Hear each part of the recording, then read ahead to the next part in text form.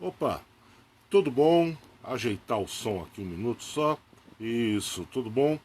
Espero que vocês tenham passado uma belíssima semana, apesar das dificuldades todas, e estejam resistindo bem às mazelas que temos passado, uma delas dessa pandemia e tem a outra, né? Mas espero que tenham passado bem e vamos começar mais uma live literária. Essas lives, vou fazer um parênteses aqui, que começaram como uma tentativa e uma busca mesmo por alguns alunos, alguns projetos e tudo mais, tem se revelado uma pequena ilha no meio do caos no qual nós vivemos, e isso, para mim, pelo menos, tem se demonstrado bastante positivo, possibilitado contato com muita gente boa, muita gente interessada em literatura, que me mandam mensagens e sugestões de temas para as lives e ideias de projetos literários, enfim. De qualquer forma, né, eu acredito que a live tenha, a live literária tenha se desenvolvido aí com um outro tipo de papel que não é só o profissional, né? Tem atingido um grupo bem interessante. E assim, de uma semana para outra eu sempre começo a procurar algum tema, né?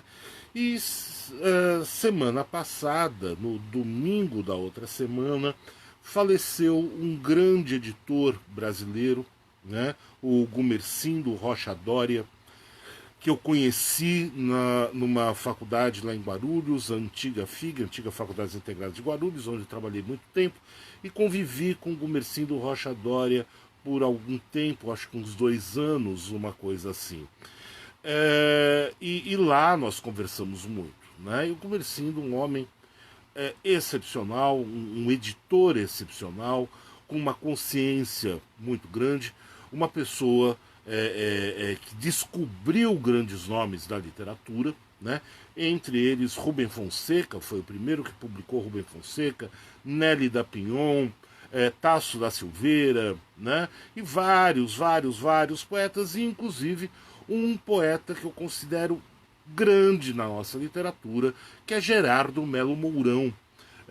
Gerardo Melo Mourão é uma figura excepcional nas nossas letras. Né? Conversindo Rocha Doria, inclusive, ele trouxe para o Brasil a ficção científica. Né? E eu fiquei pensando no que eu poderia fazer, que tipo de homenagem eu poderia prestar ao Mercílio Rocha Doria, com a sua integridade, né? Ele foi integralista, integridade integralista, desculpem, saiu sem querer o trocadilho.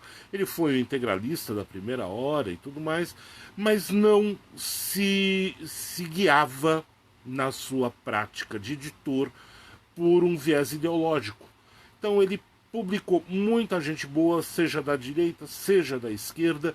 Ele falou isso para mim: eu publico o cara que é bom, independe, né, do seu matiz ideológico. Então ele lançou autores marxistas e ele lançou autores conservadores, né? E ele sempre metido nisso, e infelizmente morreu na adolescência dos seus 96 anos, no domingo retrasado. Né? Então essa live aqui sobre Gerardo Melo Mourão, que ele publicou pela primeira vez, é uma homenagem a Gumercindo Rocha Doria. E nós vamos falar um pouquinho do Gerardo Melo Mourão, não sobre a sua vida necessariamente, mas um pouco sobre a sua produção, falar um pouquinho sobre sua poesia épica e um poema em especial. Gerardo Melo Mourão, e estou usando um livro de José Luiz Lira como base, a saga de Gerardo, um Melo Mourão, um livro que eu recebi, está autografado, inclusive, é uma beleza, né? É um esboço biográfico com uma rica coletânea de crítica feita por vários autores, né, a respeito da sua poesia. E 2 livros aqui dos peães do Gerardo Melo Mourão, né? O País dos Mourões e as Peripécias de Gerardo, os 2 também estão autografados pelo autor, e vamos falar um pouquinho sobre essa poesia épica e um pouco sobre a lírica, cruzando principalmente com o nosso amigo Homero na Odisseia, né? Gerardo Melo Mourão, nascido em Ipueiras, no Ceará, ele ficou muito tempo meio à margem do estudo literário e da literatura por motivos políticos, né? Ainda que ele fosse também integralista, ainda que ele fosse bastante independente quando escrevia poesia e como um intelectual. Para vocês terem uma ideia, Gerardo Melo Mourão foi para a China nos anos 60, final dos anos 60, começo dos anos 70, por um grande jornal de São Paulo, não lembro agora se o Estado ou a Folha, e ele foi cobrir a China. Afinal de contas, ali estava acontecendo uma série de coisas complicadíssimas ainda no regime do Mao Tse-tung, da Revolução Cultural e tudo mais. E ele enfrentou vários problemas na ditadura militar brasileira, né? Exatamente por ter ido à China. E é um homem realmente independente, né? Ele é tão considerado como poeta que eu vou ler aqui alguns trechinhos das críticas. E uma delas, um desses trechos, o primeiro, é do poeta Ezra Pound. Ezra Pound, todos conhecem, é o autor dos Cantos, é um poeta excepcional do século XX, tinha um projeto de fazer uma poesia total, vamos dizer assim, né? Ele tinha referências às mais várias línguas, do latim, do grego, do chinês, do gaélico, do português. Ele tinha uma imensidão, um poeta dificílimo. E o Ezra Pound, ele diz o seguinte sobre o Gerardo Melo Mourão: tudo o que desejei foi escrever em ritmo próprio, a partir de metros de Homero e de Propércio. Foi uma epopeia da América. Não o terei conseguido. Quem o conseguiu, na medida do que sonhei, foi um poeta brasileiro, Gerardo Melo Mourão. Então, Ezra Pound, que é esse monstro da literatura, né, diz que quem consegue fazer a epopeia sobre a América é Gerardo Melo Mourão. Nelson Rodrigues tem também um trecho muito interessante.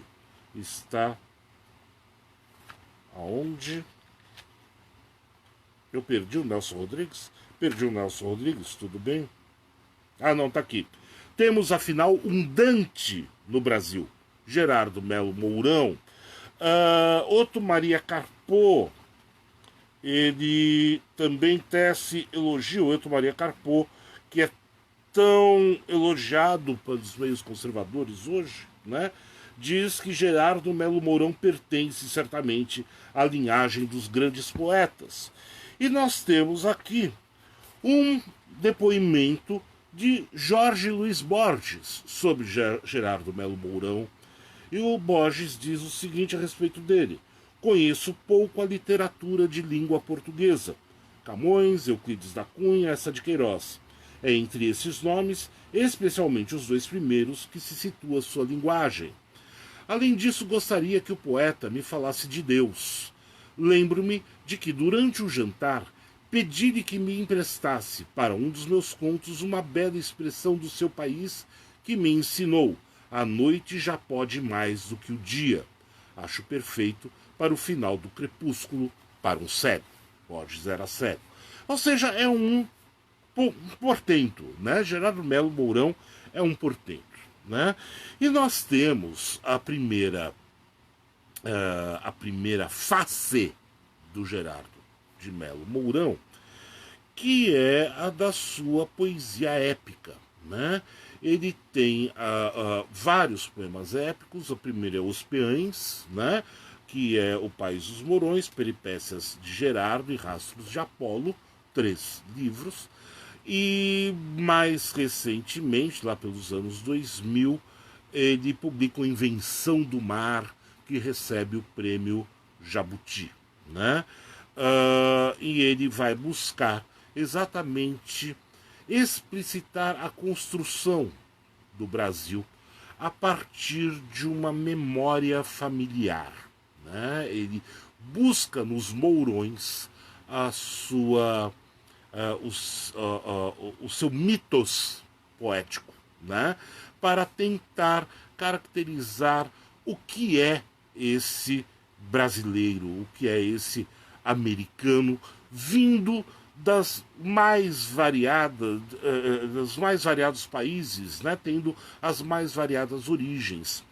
Nós sabemos que a poesia épica tem uma característica, e Aristóteles a define dessa forma, né, que ela é centrada na figura de um herói, né, e esse herói é um pouco esse herói é a síntese do espírito de um povo, vamos dizer assim.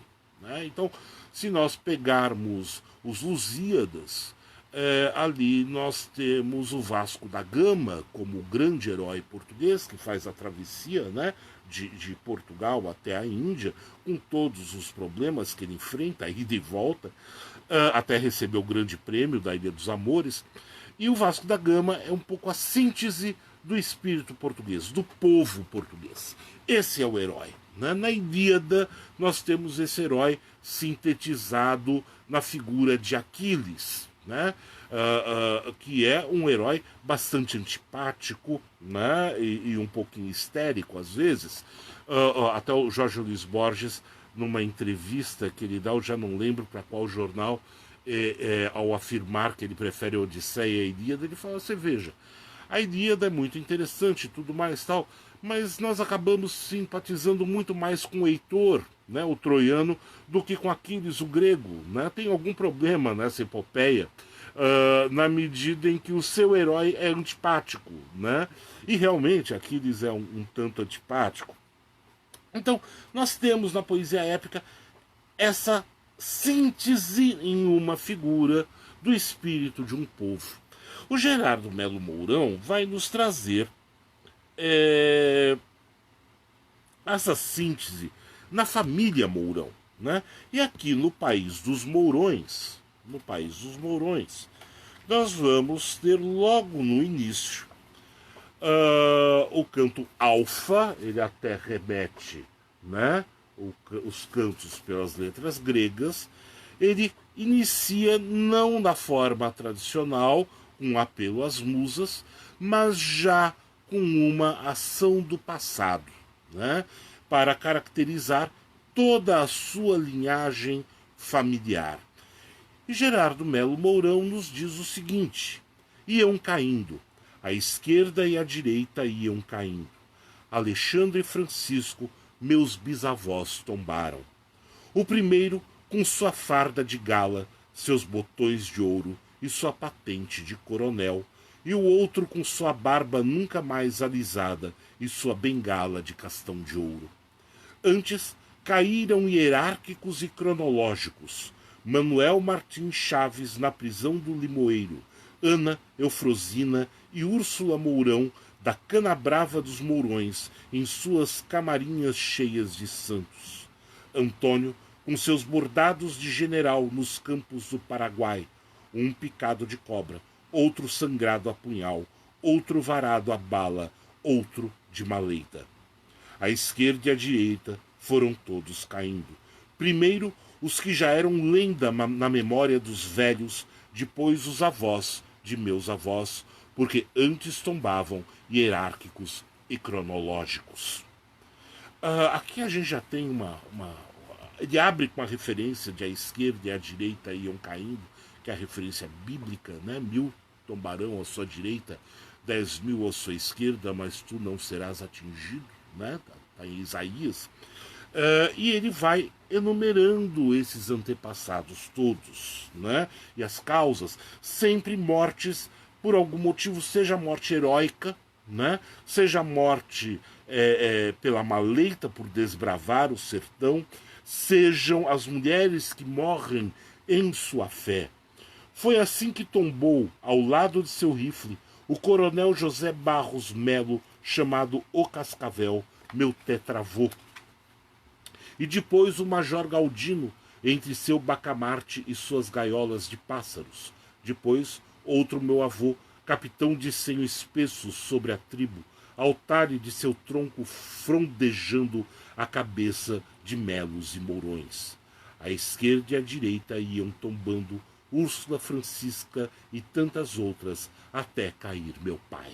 Né? E aqui ele vai desenvolver, né, essa linhagem de mortes familiares até chegar à figura de Gerardo Melo Mourão, o herdeiro de uma tradição de tetravô. Nós temos aí 4 gerações, né?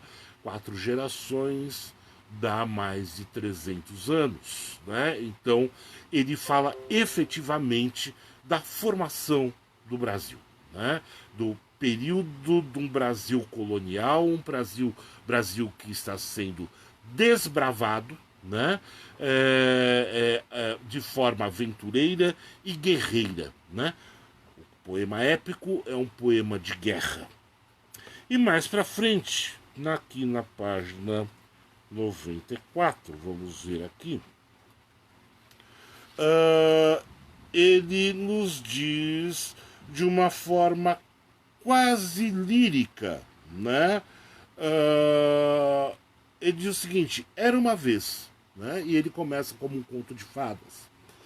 Maria Alves Feitosa, da raça de minha avó, e era mulher de Francisco Feitosa, e o marido amava as violas doces e as aguardentes ásperas.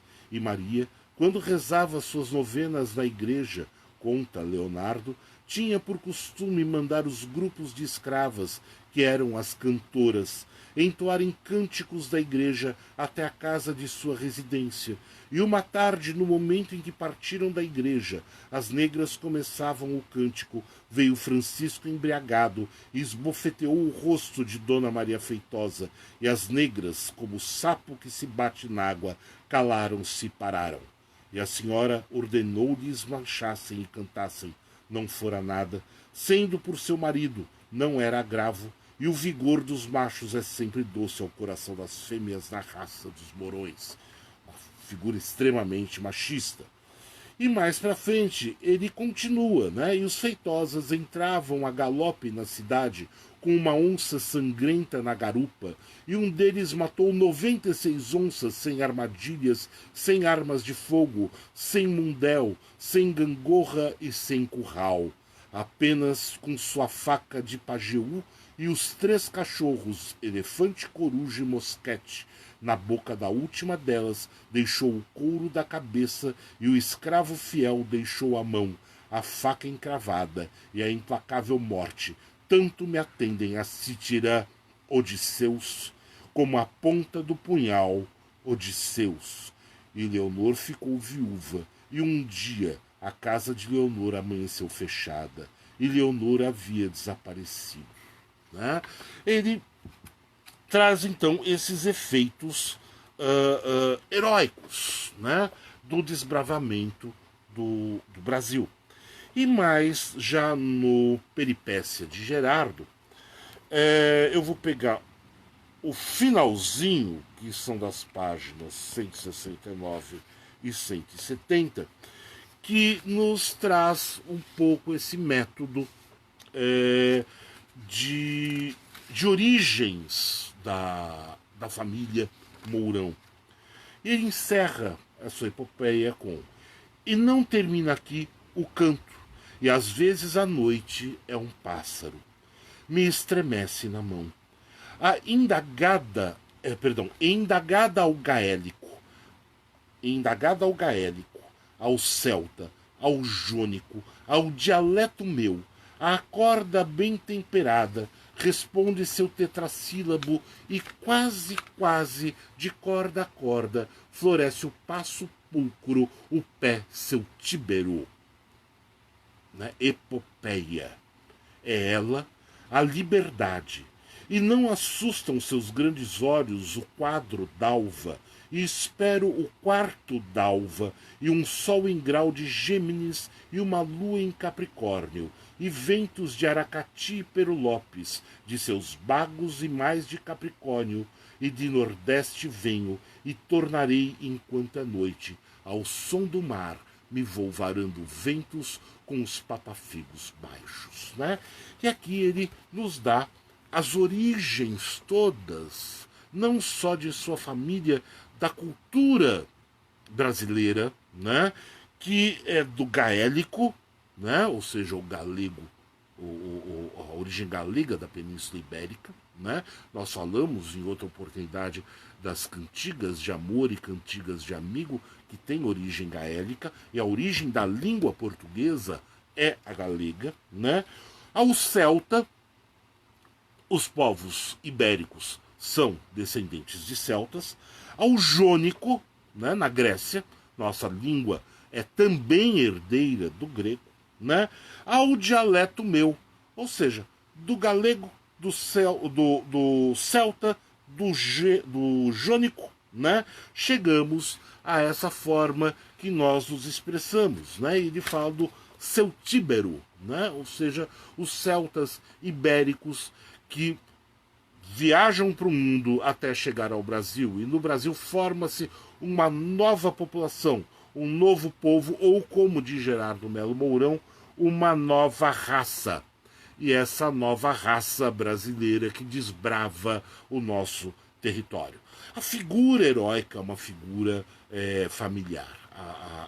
O Gerardo Melo Mourão nos diz o seguinte: os Mourões do Ceará sintetizam toda a cultura de formação portuguesa, espanhola, né, que formam a América. Essa é a linha, digamos assim, da épica de Gerardo de Melo Mourão. Ele mistura uma série de elementos, né? Ou seja, ele usa palavras em grego, ele usa termos em alemão, em francês, frases inteiras que ele busca em outros poetas e costura na sua narrativa. Isso que depois vai ser chamado de pós-modernidade, na verdade, é a experiência da própria voz moderna. Por isso que o Ezra Pound, naquele comecinho, que eu falei que ele diz que o Gerardo Melo Mourão conseguiu criar o épico, né, das Américas, por isso que o Ezra Pound o admira tanto e o elogia tanto, porque o que ele pretendia era exatamente a identificação dessa cultura universal dentro de uma cultura pessoal. E o Gerardo Melo Mourão nos faz isso. Há uma outra vertente no Melo Mourão. Infelizmente o livro eu não tenho em mãos, eu peguei na internet o poema. O livro é Cânon e Fuga. Está esgotadíssimo. Aliás, aqui vai uma dica para os editores: reeditem Gerardo Melo Mourão, ele merece isso, né? No Cânon e Fuga, que é um livro de poesia lírica, né? São poemas mais curtos, mas sempre buscando alguma referência clássica, né? Eu chamei num artigo que eu escrevi uma vez o Gerardo Melo Mourão de um clássico anticlássico, né?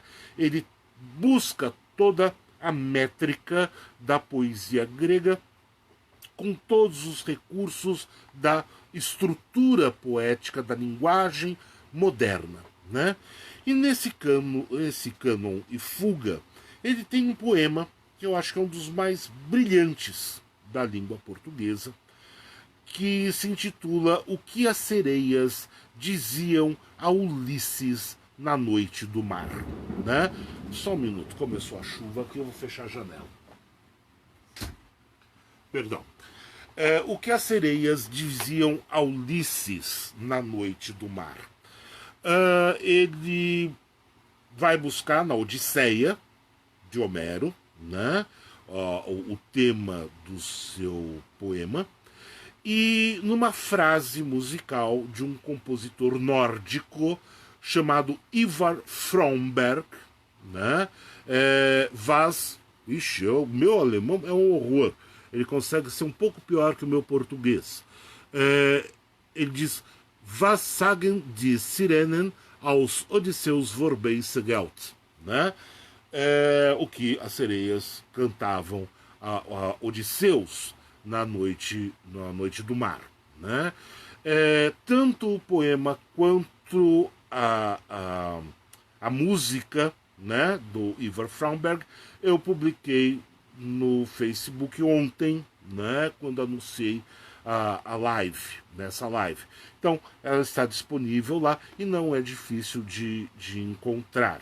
Há alguns sites que colocam o poema numa forma completamente errada. Eu encontrei no jornal de poesia.jor.br com um título que seria original, que as sereias dizem a Orfeu. Né? Eles cometeram um erro. E nesse poema, o Gerardo Melo Mourão vai retomar, né, aquele episódio das sereias da Odisseia. Né? E eu vou usar aqui da Odisseia essa edição da falecida Kozak Naif, que é lindíssima, em tradução de Christian Werner. Né? E aqui diz o seguinte, é Circe falando para Odisseus na continuidade da sua viagem. Né? E Circe afirma o seguinte: primeiro alcançarás as sereias, elas que todos os homens enfeitiçam, todo que as alcançar. Aquele que se achegar na ignorância e escuro e escutar o som das sirenes, para ele mulher e crianças pequenas não mais aparecerão nem rejubilarão com seu retorno à casa, pois as sereias, com canto agudo, o enfeitiçam. Sentadas no prado, tendo ao redor monte de putrefatos ossos de varões e suas peles ressequidas. Passa ao largo e tampa os ouvidos dos companheiros com amolecida cera melosa, para que nenhum outro as ouça. Mas tu mesmo, se quiseres, ouve após te prenderem as mãos e os pés na nau veloz, reto no mastro, e nele se amarrarem os cabos, para que te deleites com as vozes das duas sereias. Se suplicares aos companheiros que te soltem, que eles com ainda mais laços te prendam. Né? E aí continua. Ou seja, ela diz o seguinte: olha, Odisseus, Ulisses, né, o primeiro obstáculo será as sereias com as suas vozes melodiosas que atraem os homens para a morte. Elas o devoram. As sereias gregas não eram metade peixe, né? Eram metade pássaro. Por isso elas estão sentadas num prado. A sereia peixe é da mitologia nórdica. Né? E o problema aí é que ela tem um canto agudo, né? Muito alto, muito agudo, mas que faz com que os homens percam a razão, né? E se joguem das naus ao mar, e essas sereias os capturam e os matam e devoram, enfim. Gerardo Melo Mourão é muito visual, né? O Homero ele tem essa característica de ser extremamente visual. Nós lemos a poesia e quase que projetamos, né, como um filme. Ele usa pontos de vista interessantes, inclusive, dependendo da tradução. Eu lembro de uma tradução da Ilíada, por exemplo. Eu não leio grego, então eu acredito no tradutor. Numa das traduções da Ilíada, se eu não me engano, do Haroldo de Campos, o ponto de vista é como se fosse da flecha que vai atingir o alvo, né? Ele muda o ponto de vista exatamente para criar um efeito, né? E ele tem essa característica extremamente visual. O Gerardo Melo Mourão pega esse trecho e imagina uma outra coisa. Né? Ele vai nos dar um outro ponto de vista. Ele vai criar uma outra voz poética, que é a seguinte. Eu vou ler para vocês, o poema é curto. O que as sereias diziam a Ulisses na noite do mar. Ninguém jamais ouviu um canto igual ao canto que te canto. Escuta, as ondas e os ventos se calaram, e a noite e o mar só ouvem minha voz. A noite e o mar e tu, marinheiro do mar de rosas verdes. Virás. É um leito de rosas e lençóis de jasmim, mais o lençol de aromas de meu corpo, e dormirás comigo, e os que dormem com deusas, deuses serão. Verás cada arco de minhas curvas, a forma de teu corpo moldaremos, e a pele tua aprenderá da minha aroma e maciez e música, e entre garganta e nuca aprenderás a noite dos que dormem, a aurora dos que acordam, sobre os seios das deusas, também deuses. Vem dormir comigo, e todas as sereias. Todas as deusas se entregam ao amante que um dia possuiu uma deusa. E então todas as fêmeas dos homens, Helenas, Briseidas e a Penélope tua, hão de implorar as musas, e as musas a Eros e Afrodite, a volúpia de uma noite contigo. Não partas. Se partires, as velas de tua nau serão escassas para enxugar-te as lágrimas, e nunca mais tocarás a pele das deusas, e nunca mais a virilha das fêmeas dos homens, e nunca mais serás um deus, e nunca mais a melodia de uma canção de amor dos hinos do Himeneu. Abelhas mortas para sempre irão morar na pedra do jazigo de cera de teus ouvidos cegos. Mas vem, e vem dormir comigo, e minhas irmãs todas, as sereias do mar, as sereias da terra e as sereias dos céus. É excepcional, eu fico arrepiado. Eu tive um professor que falou que bom crítico tinha que ter barba porque arrepia a barba, e é verdade. Eu leio esse poema Arrepia a Barba. É um poema excepcional, primeiro no alto teor de erotismo. Né? Essas sereias podem até estar tentando seduzir Odisseus para matá-lo, né?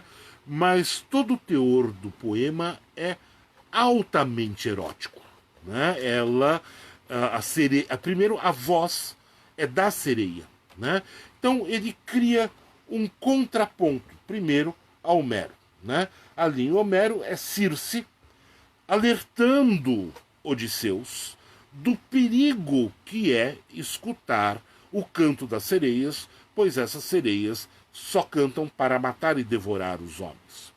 Ele usa um outro, né, ele faz um contraponto, dando voz, não de alerta, mas voz à própria sereia, que lança um cântico de sedução, né, e um cântico de sedução sexual.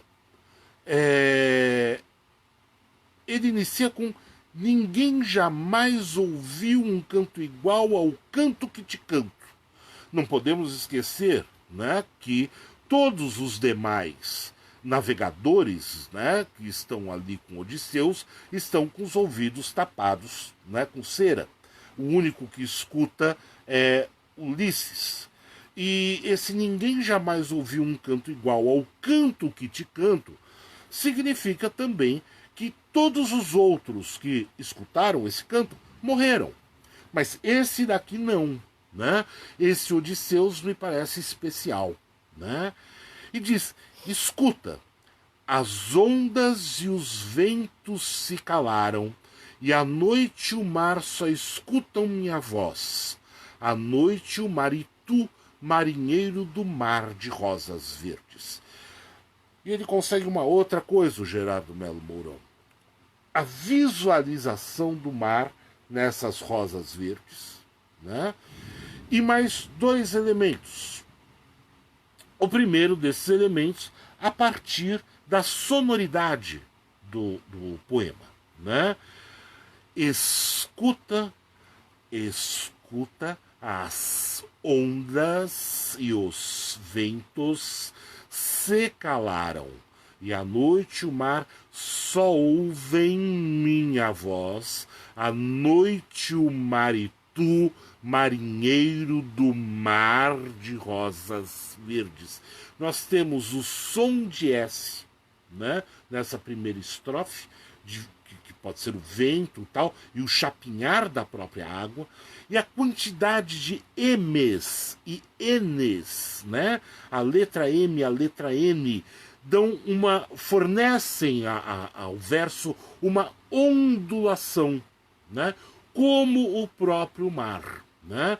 Então nós temos aí uma melodia por meio da palavra, que, quando lido em voz alta, nos traz a sensação de estar localizados neste ambiente. Né? Nós somos odisseus amarrados, né, ao mastro de sua nau. E elas prometem ainda mais, né? Virás é um leito de rosas e lençóis de jasmim. O perfume, né? Mais o lençol de aromas de meu corpo, né? Elas são sereias extremamente sedutoras. E dormirás comigo. E os que dormem com deusas, deuses serão. Né? E a descrição do corpo que ela faz.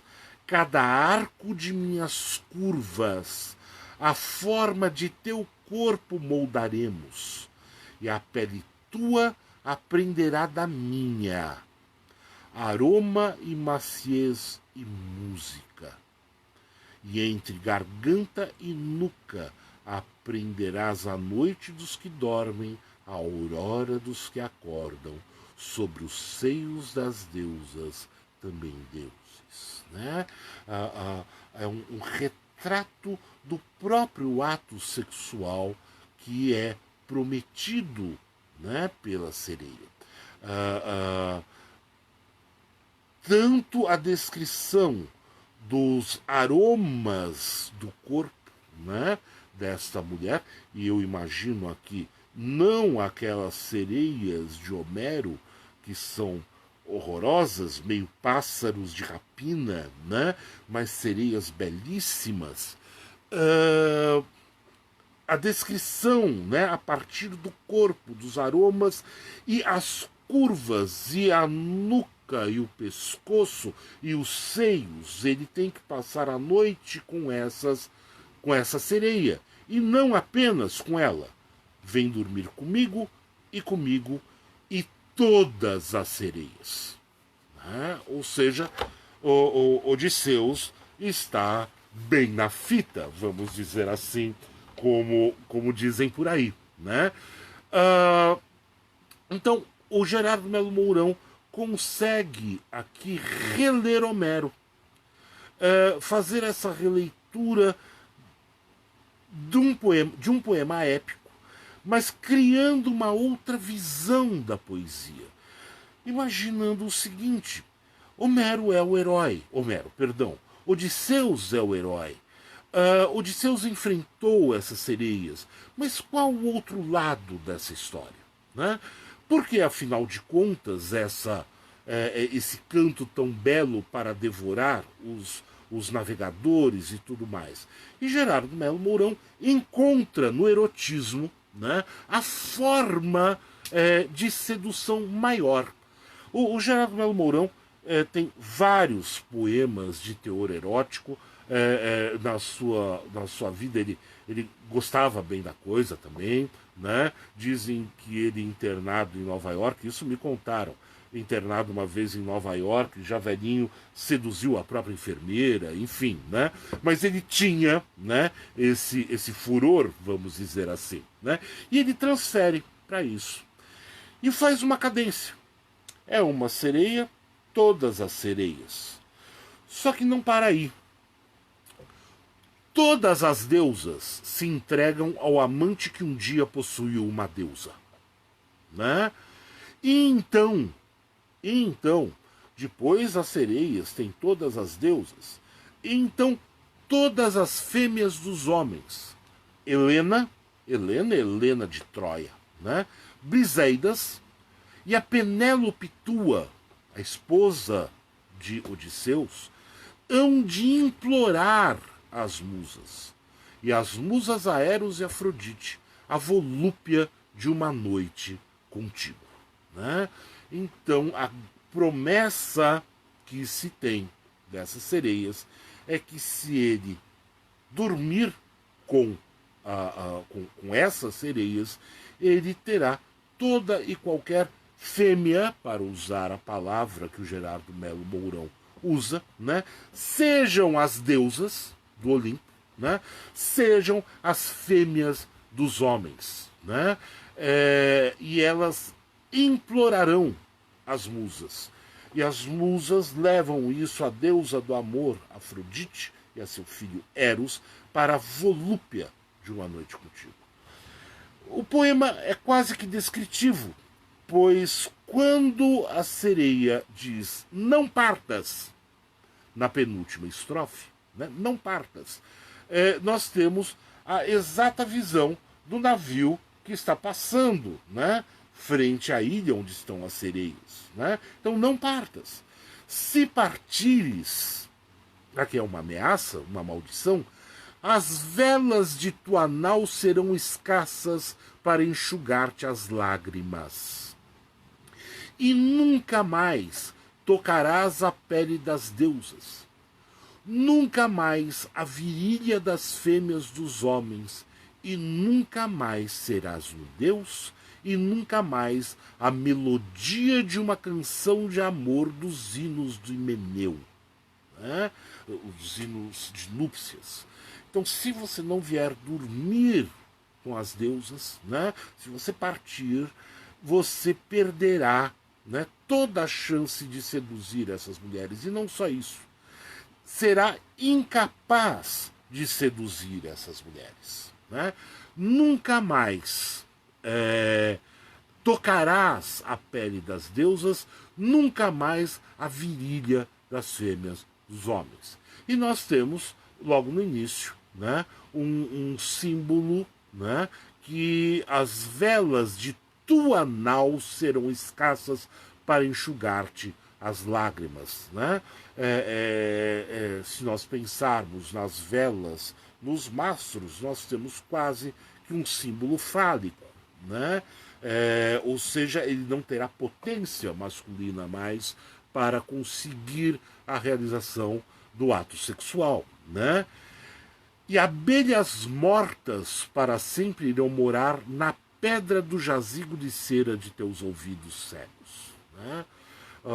Essa metáfora, que até a pedra de jazigo de cera é interessante porque os demais estão com cera tampando os ouvidos para não escutar o canto, mas dos teus ouvidos cegos. E estes ouvidos cegos me dão uma pista para entender o método poético desse poema de Gerardo Melo Mourão. Como eu disse antes, primeiro é um poema para ser lido em voz alta, né? Não para ser lido em silêncio. A poesia geralmente é para ser lida em voz alta.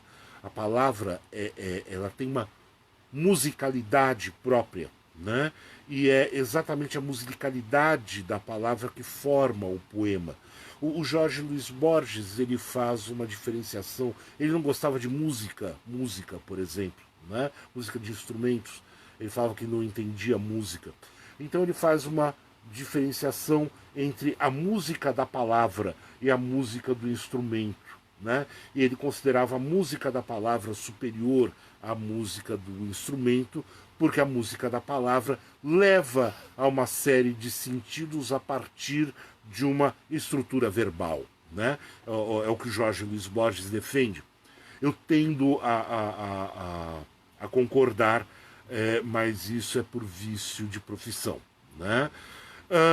Mas quando fala dos teus ouvidos cegos, o segundo ponto, além da melodia, é que essa melodia cria uma imagem na nossa mente.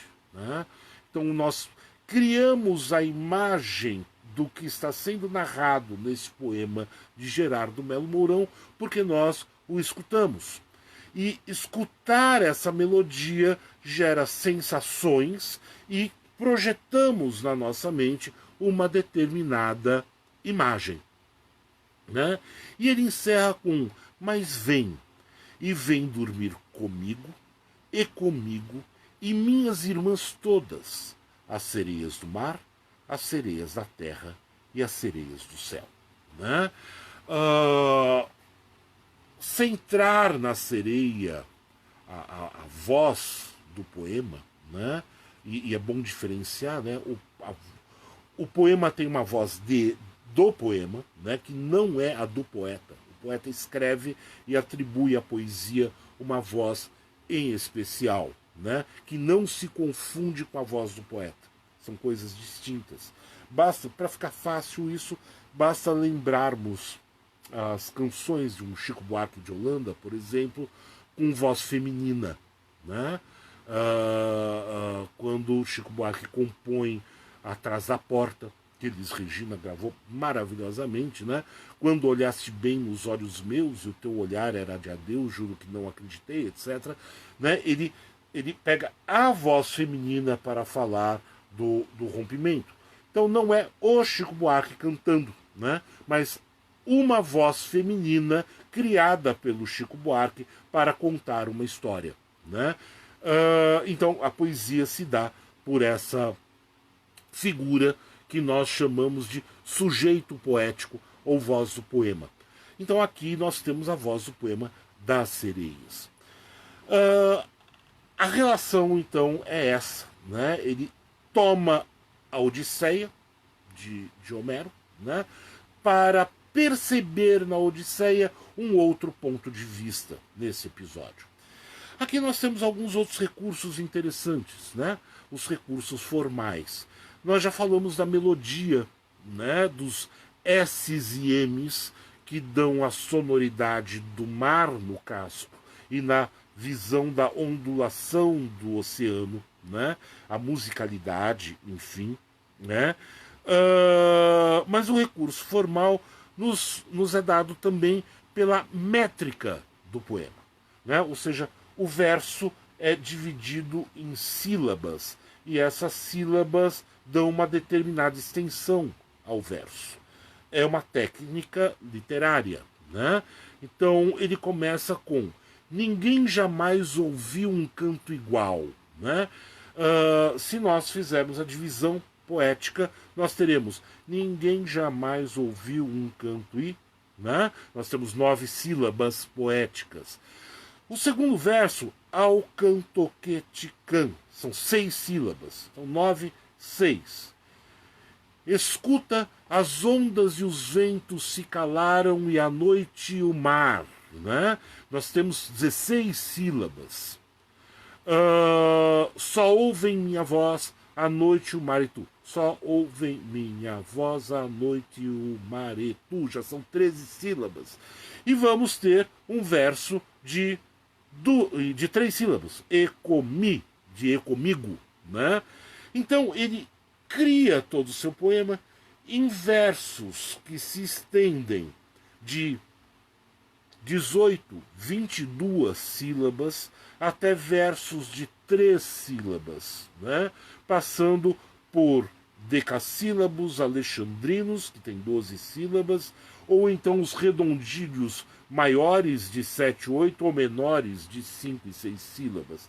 Essa variação poética, né, de versos mais extensos e versos mais curtos, versos menores, nos dão também, primeiro, o ritmo do mar, né? O ritmo do oceano de idas e vindas. Né? Não esqueçamos que essas sereias estão em uma ilha. Né? Elas não estão em outro lugar, são localizadas em uma ilha com um navio passando em frente e elas cantam nessa ilha e o mar vai e volta dessa ilha. Né? Este é um dos pontos que nos ajuda a criar a imagem do oceano, né? Que o Gerardo Melo Mourão quer que nós tenhamos em mente. E o segundo, o próprio ritmo, né, de vai e vem, né, o ritmo de idas e vindas com um aceleramento, né, de leitura, ou então uma diminuição de ritmo que nos remete à própria ideia do ato sexual. Né? O poema é erótico por excelência e ele retrata o convite a um ato sexual. Né? O Gerardo Melo Mourão, assim, ele busca que nós consigamos enxergar essa relação. Eu gosto muito do Melo Mourão, eu acho um poeta excepcional. A épica dele é maravilhosa, nós demos alguns trechinhos. A lírica dele é fabulosa também. Ele tem alguns outros poemas, como Eva, por exemplo.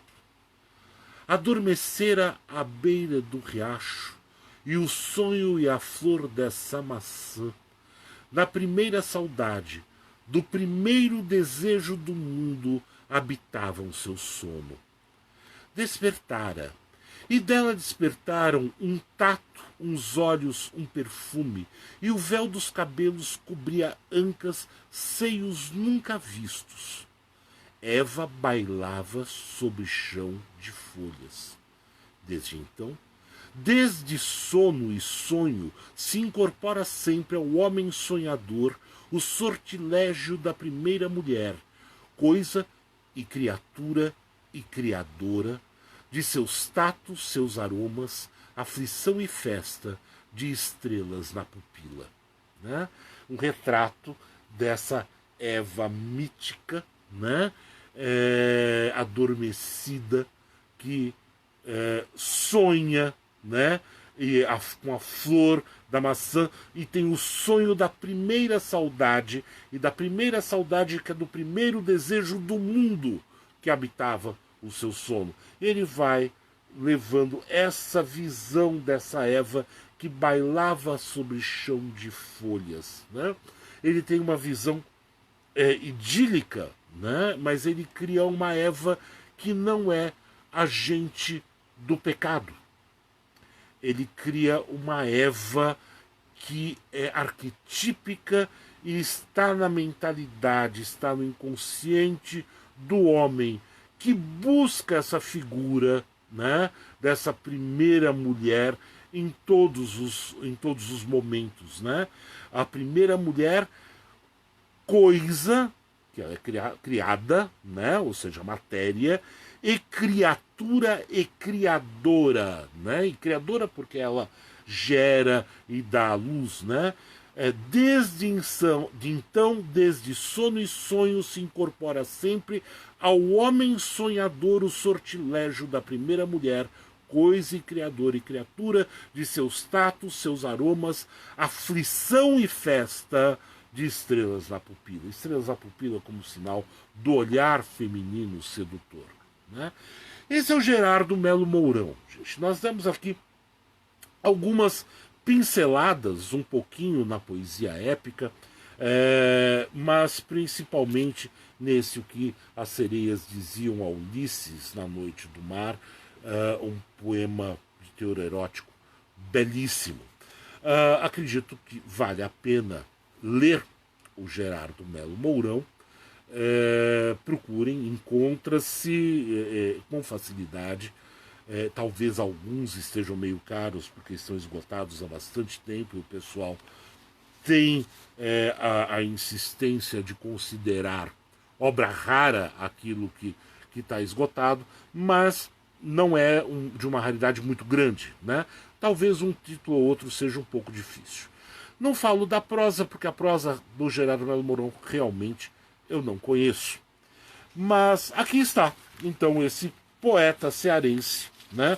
Um poeta que nascido no Ceará, mas é um poeta do mundo, um poeta que bebe em uma fonte múltipla de cultura, né? De culturas, que vai da Grécia ao Oriente, passando pelo seu Tíberos, passando pela língua latina, passando pela língua alemã, né?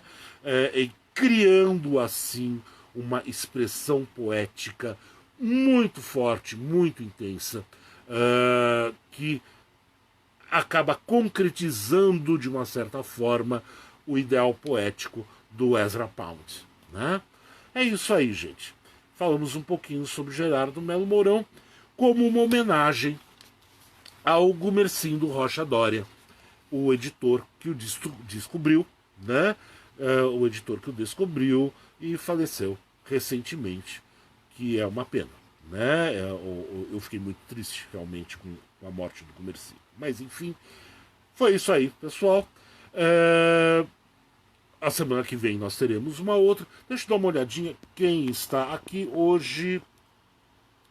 Temos bastante gente aqui. Kátia Pires, tudo bom? Como está? Rodrigo de La Santina, meu querido, como é que você está? Arthur Kovács, boa noite também. Sarah Connors, tudo em ordem. Ivan Santana, grande prazer tê-lo aqui. Ivan é um escritor fora de série, né? Eu acho que é merecido a gente pensar numa live sobre Ivan Santana. Então, muito obrigado pela sua presença. Fico bastante feliz. Maurício, grande abraço. Marco Rogério de Paula, tudo em ordem. JJ, Fabiana Fumagalli, tudo bom contigo? Marcos de Hipólito, tudo bom? Valmir de Souza, como você tá? Assunção Medeiros, tudo em ordem? Ela sempre fica aqui, ela tem um lugar reservado aqui na primeira fila, claro, né? Então, pessoal, muito obrigado pela participação de vocês. Estou sempre aberto para um papo, vários contatos meus, tanto daqui quanto do canal do YouTube. Esse vídeo estará no canal do YouTube ainda hoje. Tem escrito para mim, não só pedindo dicas de leitura, mas para conversar um pouco a respeito de alguns projetos, enfim, eu acho bastante interessante, ou dar algumas sugestões, né? Eu tenho aqui uma listinha já de sugestões, inclusive o Michel Houellebecq, mas eu não consigo parar para reler, né? Cada live eu tenho que reler algum material, algumas demandam muito tempo de preparo, outras um tempo menor, mas então, se tiver sugestão, pode mandar que a gente vê com carinho isso tudo, tá bom? Muito obrigado a todos vocês, espero que tenham curtido a live, fiquem bem e semana que vem nós estamos aí. Valeu!